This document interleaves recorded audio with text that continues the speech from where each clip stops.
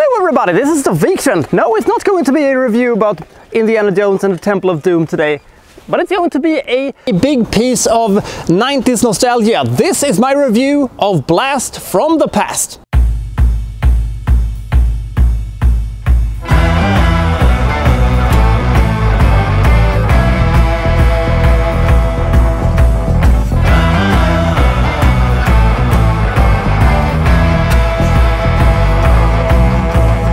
Dr. Calvin, played by Christopher Walken, is a hardline communist, and he is of the firm belief that there will be a nuclear war between the United States and the Soviet Union. And during the Cuban Missile Crisis, he believes that this is imminent, and he has built himself a bomb shelter for him and his wife, who is pregnant, and he has also set a time lock for it for 35 years. That is the amount of time that he believes that, radiation will still be around for.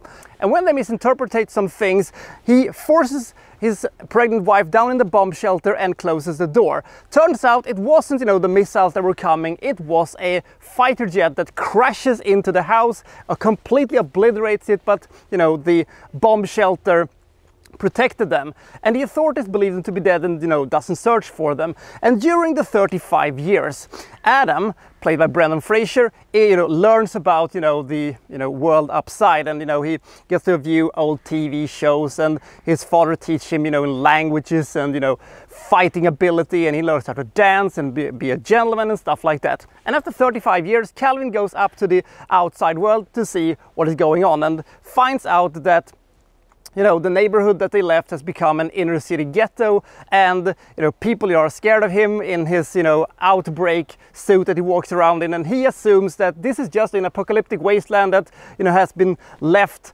by the war between the Soviet and the United States. So he decides, I'm going to go back and I'm going to shut this thing down, and we're going to spend the rest of our lives down here in the bomb shelter. But he falls ill, and instead Adam goes up to try to find medical things for him and stuff like that, and also he's going to try to find a wife. He meets Eve, played by Alicia Silverstone, in the last gasp of her being relevant before she was excommunicated from Hollywood to the island of irrelevancy, but that's a story for another time. And she, like the tagline suggests, have never met anybody like him before, and he has never met anybody ever. And with this naivete and this wide-eyed enthusiasm and being stuck morally in more of the 50s and the 60s, it takes everybody by storm, and people try to figure out, who is this guy, where does he come from? And she looks at him like he comes from basically another world, another planet basically. And what happens after this is essentially all the 90s cliches that you have forgotten existed, plus all the romantic comedy cliches that you do remember existed. Also, by the way, Eve and Adam. Very, very cute. I think this movie is a partially good movie because there is charm to it, and it is kind of cute, and Brendan Fraser is really good in this one, and he's almost as good as Christopher Walken is in this one. And when can you say that, about a movie? This movie has garnered a weird kind of cult following the last few years after the resurgence of Brendan Fraser as an actor.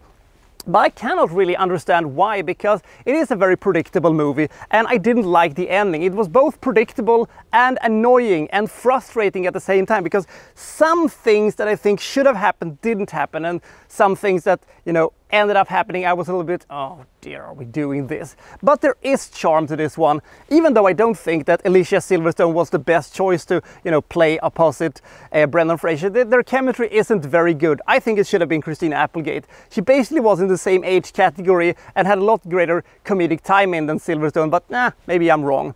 It is a cute, kind of harmless movie that if you've never seen it, it's fine to see it, but it's nothing that you're going to remember in, what, a day or 2 days or something like that. It's a movie that happens, and it kind of doesn't commit to the things that they should have committed to.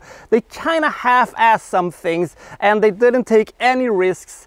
And I wish they could have done that. They have an interesting idea that they do not quite follow through with, but as a whole, it is the kind of decent movie without being, revolutionary or anything like that. I'm not against a fish out of water story, and this one has some pretty interesting ideas to itself, but all the lines and all the cliches make me think that I've seen this thing before, but I thought it was better made, and I thought it was funnier, and I thought it was more clever.